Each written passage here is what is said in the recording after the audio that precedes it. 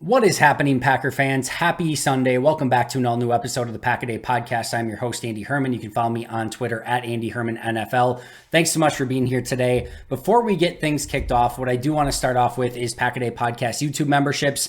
First of all, shout out to Amy Gooding and Gameboy36 for being brand new members. Also, shout out to Most Hated Minnesotan, PJ Wynn, John Wild, Shea Bradad, Arnaldo Espinoza, Jennifer Wright, Boom Handle, Donald Lee, and Lori Lord for being All-Pro or Hall of Fame members and being on the Pack-A-Day Podcast Wall of Fame. If you have not yet checked out those Pack-A-Day Podcast memberships, what are you waiting for? If you sign up as a starter, you get loyalty badges and emojis. If you're a Pro Bowler, you get the starter package as well as members-only videos with no commercials, at least one per week, a weekly Q&A. That's going to be happening Sunday, 11 a.m. Central Time before the noon kickoff. So you can check out that if you sign up. You also get a shout out when you join, which we just did for Amy Gooding and Gameboy36. If you're an All-Pro member, you get all the other perks, as well as we get to connect on Twitter. You get DM access if you want to message me and ask me questions. You also get to be on that Pack-A-Day Wall of Fame. And if you are a Hall of Fame member, you get all the other goodies, as well as a shout out on every video, monthly FaceTime, Zoom, or Skype call as well. And I've had the opportunity to do some of those Zoom, FaceTime, etc. calls, and they've been really, really fun. So it's been awesome to connect. Check out the community page for those of you who are members. If we haven't had the opportunity to connect on social media, a lot of times it's because I don't know your handle. So make sure you're putting it on that chat in the community tab on the YouTube page. But like I said, it's been really fun. So if you haven't checked out memberships yet, make sure to do so. If you can't, maybe you don't have the ability to do so, subscribe, hit like, tell a friend, do all the great things you guys are so amazing at doing already. Most importantly, I just really appreciate you being here, supporting the channel, and making this part of your daily Packers routine so that we can talk Packers 365 days a year. You guys are the absolute best. All right, on to our main event, the main show for today. Let's kick things off with the Packers injury report. Out in this game are Zane Anderson and Devondre Campbell. Both of these expected. Campbell was already said by Matt LaFleur that he was not going to play this week, fighting through a high ankle sprain. So it might be a little while, although there is maybe some optimism that with the bye week coming up, that he could make it back once the bye week is over and once they head to Denver. Zane Anderson, feel bad for the guy. I know some people are starting to get the jokes off of like, is Zane Anderson even a real person? Or just, wait NFL until Zane Anderson's healthy, look the heck out, get your wins in now because then the Packers are taking over. I get it, but I actually feel bad for the guy. You get released by one team, you get picked up, you get this brand new fresh start. You're on a 53-man roster. Week one, you get replaced by Innis Gaines in the active lineup and you're deactivated. And then you get the injury and you've been out ever since. With the benefit of hindsight, they definitely should have put him on IR since he's going to miss his fourth game this week. That is maybe with the benefit of hindsight, and maybe they didn't want to use one of their IR returns on him. So we'll see what happens. But unfortunate for Zane Anderson so far. And yes, he is a real person. No, he will not be playing in this game. Your questionable Green Bay Packers are Rudy Ford, Eric Stokes, Jaire Alexander, and Aaron Jones. Jones, once again, was working with a trainer at the end of practice per Rob Domofsky. It sounds like he's kind of in the same situation. Whether he plays, I guess, is technically questionable. My guess is he's probably in a similar spot that he was a week ago. Now, hopefully they get him the ball before they're down 24-3 and before the game is out of hand and they start using him a little bit earlier if he can go in this game, but he may still be on some sort of pitch count even if he does play. Rudy Ford, the oblique injury, he did practice in a limited basis a couple times this week, but those obliques can be very tricky and not sure if he's going to be able to go. If not, I would expect Jonathan Owens to start in his place. Jaire Alexander, backs also can be extremely tricky. Just because he's practiced all week does not mean that he's going to be ready to actually go in the game. That could flare up at any given moment, and they might want to give him the bye week as well to get that back fully healthy and hopefully back for the next game against the Denver Broncos. And then you've got Eric Stokes, which is overall really great news that he is questionable in this one. Now, he is still on the PUP list. Even though he's on PUP, there is a new rule that makes you give an injury designation if that player is in fact practicing. So great news that he's questionable. Whether he goes or not is a really interesting question overall, because if they do activate him, they would need to put somebody on IR or open up a roster spot by releasing someone. That someone could be Zane Anderson. They could release with an injury designation or just place him on IR at this point. That's one option. The other option is they could just move somebody else off of the roster. And, we could go over different names that it could possibly be, or they could just wait until after the bye week. And I think maybe that's the most likely, is maybe just give it that one more week. But if he's ready to go, It's Eric Stokes. He's a first round pick. Like, you want to get him out there and playing, even if it's a handful of snaps, maybe it's only in dime, but if you can get him ready to play and he's ready to go, I think you do it. So that'll be an interesting decision for Green Bay to make on Monday if they do in fact activate him and make a roster spot in some capacity, or if they just wait maybe one more week until after the bye is done. But I think overall, great news that he practiced all week, great news that he's questionable and might actually play in this game against the Raiders. Now, maybe the most important injury news is that Elgton Jenkins and Jon Runyan Jr. had no designation whatsoever. I'm slightly surprised that maybe Green Bay didn't just list them as like questionable to maybe give the Raiders some more things to think about and maybe like hold their cards a little bit closer to the vest of like, maybe you're going to get to go against Royce Newman and Sean Ryan. Maybe Zach Tom's going to move inside. Maybe it's going to be Runyan, maybe Jenkins, maybe both, maybe neither. But they basically just put it out there. There's no injury designation. Both are going to play in this game. And that's great news for Green Bay. So they're likely going to have a offensive line that is going to be their preferred offensive line for the remainder of the season, with David Bakhtiari, who will be out the remainder of the season, Rasheed Walker at left tackle, Elgton at left guard, Meyers at center. You've got Zach Tom at right tackle, and then Jon Runyan Jr. at right guard. So great news that those guys are going to be healthy enough to play in this game. It's one thing to be healthy enough to play, and it's another to be at 100%. We'll see if Jenkins and Runyan look like themselves. Runyan did not last week. Zach Tom did not really last week either, even though that they were playing. We'll take a look at it and kind of monitor it as they're in the game and if they actually look like themselves. But either way, this should eliminate any Sean Ryan, Yosh Nijman, Royce Newman, maybe most importantly. They should not have to play unless there's an injury in the game. Great news in that capacity. Also, Luke Musgrave, Zach Tom, Carrington Valentine, and Christian Watson did not have any injury designations. And shout out to Wes Hodkiewicz, who pointed out Rashawn Gary not on the injury list at all. So not with a designation, but his name not even on there. So that is a great sign for him as well. And hopefully he's able to up his snap count and play more starting this week. All right, from a Raiders standpoint, we know that Jimmy Garoppolo is good to go. He has cleared concussion protocol, and he is going to be the starting quarterback for the Raiders in this game. Meanwhile, their cornerback position, a little bit rough at the moment. Nate Hobbs, a corner, is out for this game. Meanwhile, David Long and Jacorian Bennett, both corners, are questionable in this game. Both did practice on a limited basis. I would assume that there's probably some hope in Raiderland that those two are going to be able to play, but their corners are kind of where Green Bay's offensive line is just a little bit beat up at the moment. And then the big one, Davante Adams, he did finally practice in a limited capacity. He is questionable. I would expect that he gives this a go. He's questionable. Jaire is questionable. We would love to see that Jaire Alexander, Davante Adams matchup. We're probably going to have to wait until a little bit before kickoff to see if those guys are actually going to play and match up with each other or not. I'm sure especially if Davante, I'm sure both of those guys are going to fight to play, tooth and nail. Davante, that's just, well, first of all, both of them just insane competitors, but the fact that they could get to go against each other, I'm sure is going to motivate them as well. Monday Night Football, primetime matchup. Should be a fun one if both of those guys can go, but Davante Adams officially questionable.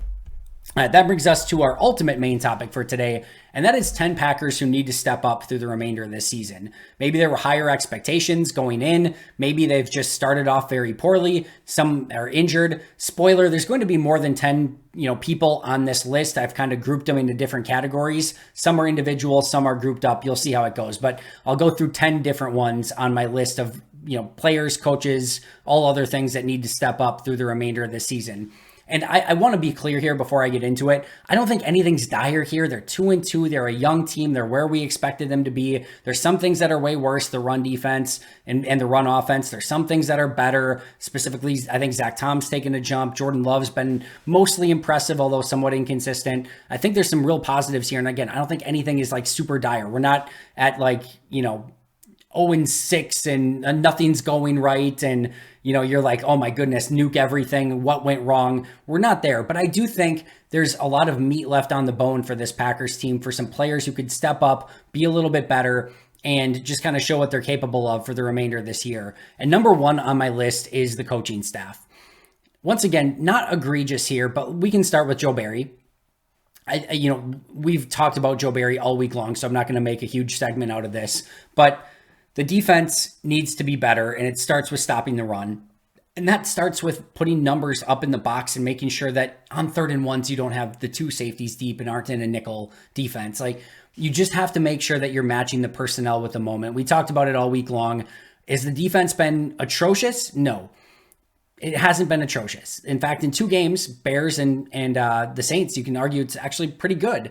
The other 2 games, not so much. And it needs to be better. They need to create more turnovers. They need to be better, from a point production standpoint, and they need to stop the run and just get off the field and give the offense more opportunities. So I think that's one side of it. Rich Bisaccia, I said the other day, I didn't love his answer of like, though the special teams is a work in progress. Now, that's a great comment in preseason and in training camp that it's a work in progress. You're midway through the season. I mean, not exactly midway, but you get my point. You're in season. You are in season. It cannot be a work in progress.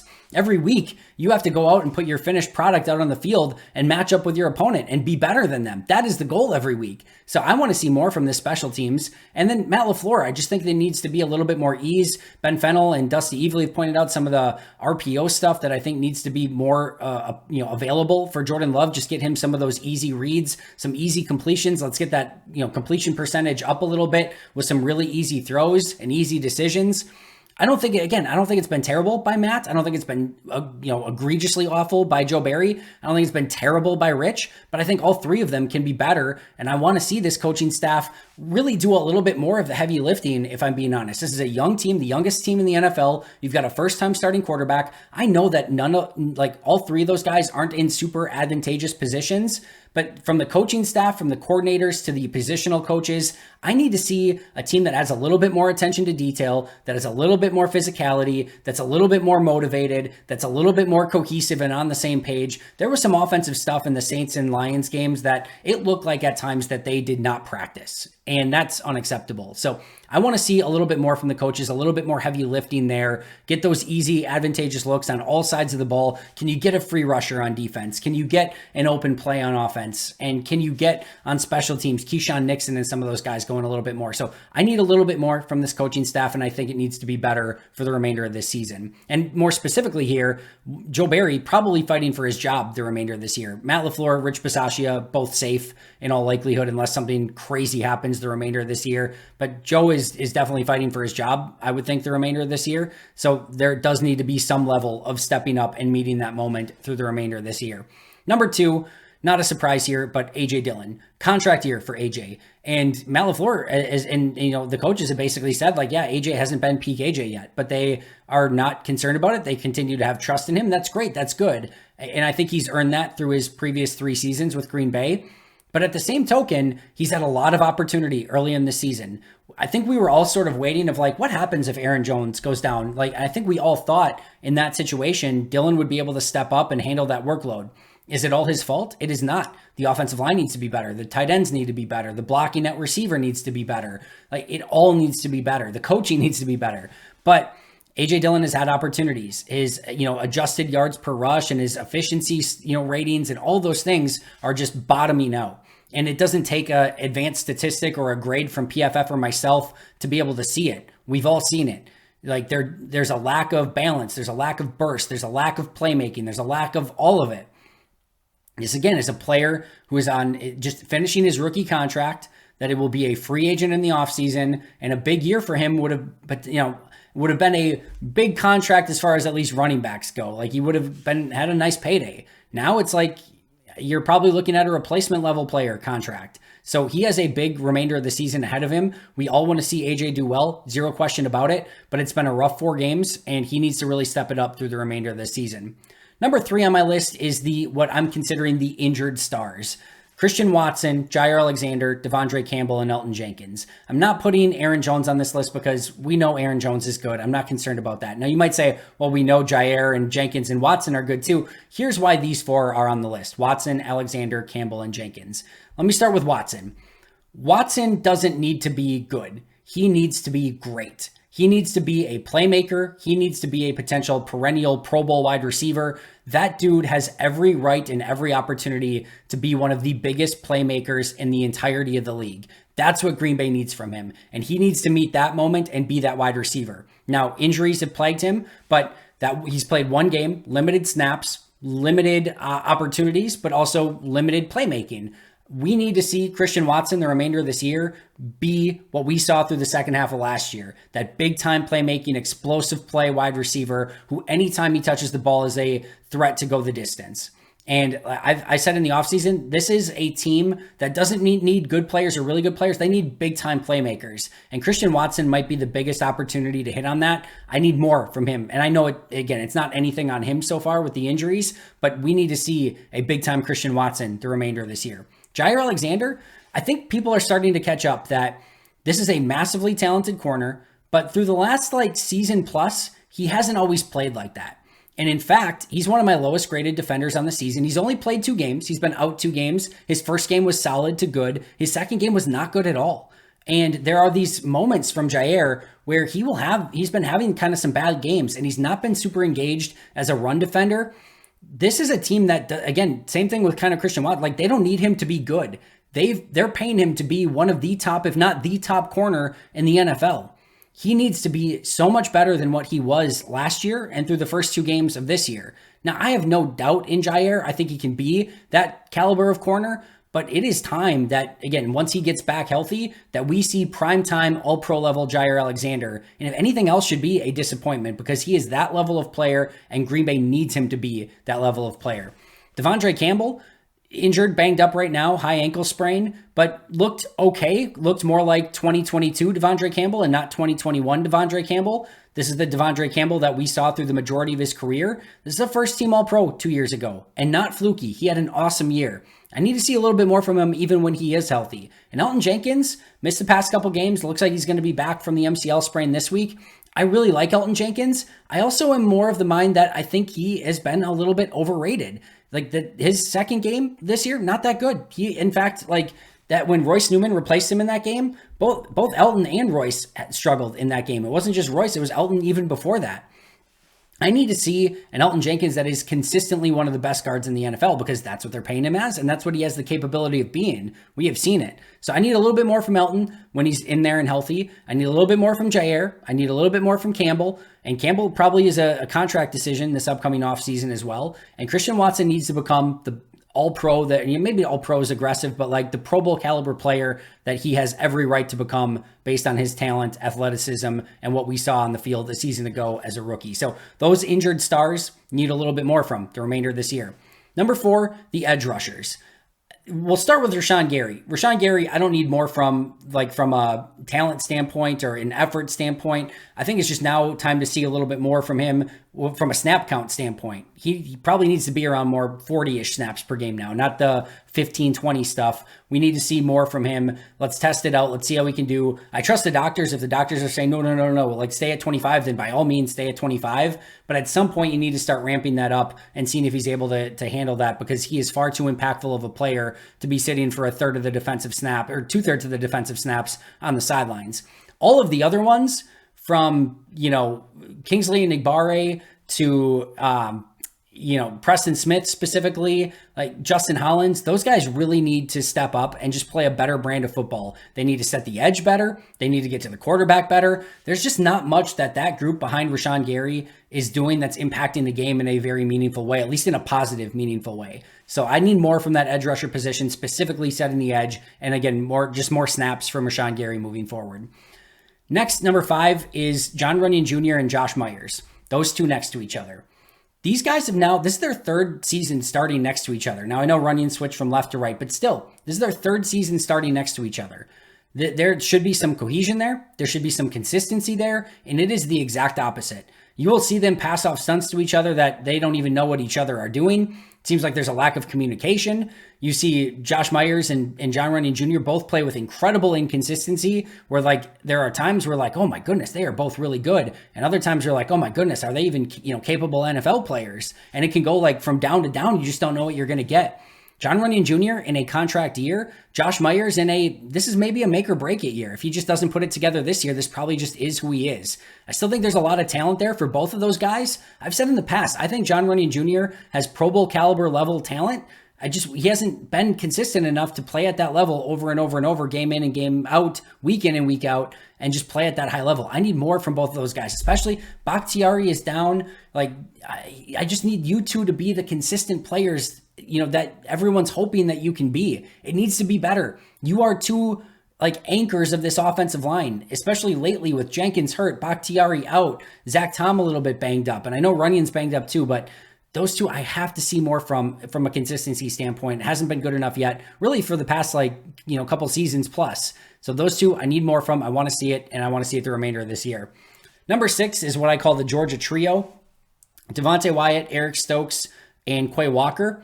Now, Eric Stokes, nothing to do with him or anything he could have done differently. He's just coming back from injury, but more going back to last year. First year Eric Stokes, good. I liked first year Eric Stokes. Second year Eric Stokes, bad. Did not like second year Eric Stokes. Now he's, gets injured, comes back from injury. What do we see from Eric Stokes this year? I need to see a big time rebound and playing more like he did his rookie season, or if not even better than that. I need to see Quay Walker continue his improvement. I think we've seen a step from Quay last year to this year. I don't think we've seen first round top 25 pick Quay Walker yet. And I think there's a lot left there for him to develop and continue to get better at. That's what I want to see from Quay. And Devontae, kind of disappointing so far this year. I thought that first game against Chicago was encouraging, and then he hasn't done really anything at all since that point. This is too talented of a player to have zero impact on the game. I need some pressures. I need some run defending. I need him just to play at a first round level. He has not come close to that so far this year. So that Georgia trio, 3 first round picks. I need 3 first round pick players that are playing at that level through the remainder of this season, at least when Eric Stokes gets back, whether it be this week or the following week or whenever he gets back. Number 7, Rasheed Walker. And this has nothing to do with Rasheed Walker. It's just his number is called. David Bakhtiari's out and he's the next guy up. And I think from what we've seen from Rasheed so far, it's like some ups and downs and kind of what you would expect. But this is your job now. You're the left tackle of the Green Bay Packers. You are protecting Jordan Love's blind side. And you now need to star in that role. You have the ability to be a consistent player. I really believe that. And I want to see him show and prove that he can be the long-term left tackle in Green Bay. In one game, it was the second game that he played, so it would have been, New Orleans? Really good game. Atlanta? Not good game. This past week against Detroit? Not good game. So now can you find that consistency? Can you be a player that can be relied upon at left tackle, or is that going to have to be a constant rotation? Are they going to have to take someone in the first round next year? Or is this your job? That's what I want to see. It's not anything he's done wrong because he's thrown into the fire from David Bakhtiari getting hurt, but now you're the guy. Let's see what you got, and let's see if you can really own that position the remainder of this season. Number 8 is special teams not named Anders Carlson or Daniel Whalen. Those two have been pretty darn good so far. The rest of the special teams, not so great. Punt protection, kick protection, stupid penalties, a punt return for a touchdown allowed. That stuff needs to be better. They need to cover punts better. They need to give Jaden Reed an opportunity. Keyshawn Nixon needs to be better at returning kicks, and you need to give him some hold so he can use that playmaking ability. I haven't seen enough from the special teams yet, and I need to see it better the remainder of this season. Number 9, the offensive line depth. Now, if we're talking Rasheed Walker, Elton Jenkins, Josh Meyers, John Runyan Jr., and Zach Tom are your starters, your next 3 up are Yosh Nijman, Sean Ryan, and Royce Newman. And Royce Newman's gotten a ton of opportunity. When everyone said that he should have been cut and released, and the Packers said, no, not only are we not doing that, we're giving him an opportunity to start in games. You got a huge opportunity, and you kind of blew it. You played poorly in the last couple games. Sean Ryan, 3rd round pick. Haven't seen you on the field yet. Yosh Nijman, a lot of people thought hey, this is going to be a long-term starter in Green Bay. He's not even this. Well, he's now the swing tackle because of Bakhtiari's injury, but Green Bay has seemed allergic to him in putting him on the field, to that point and to that level. And Adam Stenovich's words rang very clear about what they thought about Yosh Nijman, and they have not wanted anything to do with him on the field and moving Zach Tom around so far. But they are the depth on this offensive line. They need to play better when they get those opportunities and go in and own those spots. We thought depth was going to be a strength of this team going in, the offensive line depth. It has not been so far, and those guys need to play much better the remainder of this season. And then last but not least, number 10 is Lucas Van Ness. Is he young? Yes. Is he raw? Yes. Did he play a ton at Iowa? No. Is this going to be a learning process, and is there going to be a learning curve from LVN? Yes. He is far too talented of a player, however, to just be this is more of a redshirt season. He has the ability and physicality to set a hard, aggressive edge. He has the just mentality and the nonstop motor and the strength and the athleticism to find ways to get to the quarterback, even if he's not fully refined as a pass rusher yet. This remainder of the season, this is a top 15 pick in the NFL draft. First round pick, top 10 potential talent. This is not a, hey, we're going to give you some time to warm up and be better sort of thing. This is a player that needs to be better sooner rather than later. This edge position that I talked about earlier, they need him to step up and be a dude right now. So that's another player that I understand it's not going to be perfect yet. I'm cool with that. I get it. He's going to be better in year 3 than he is right now. I'm cool with that. But there has to be a higher level of play from him. He's far too talented not to do it. Green Bay might need to use him in some different ways. Maybe try him on the interior of the defensive line in some pass rush situations. Maybe, I don't care what it is. Twist, stunts, doesn't matter. They got to find a way to get him some advantageous looks, and he's got to pay that off, because there's been times where he's been blocked by tight ends so far, and that can't happen. Far too talented and skilled to have that happen. So I need a little bit more from LVN.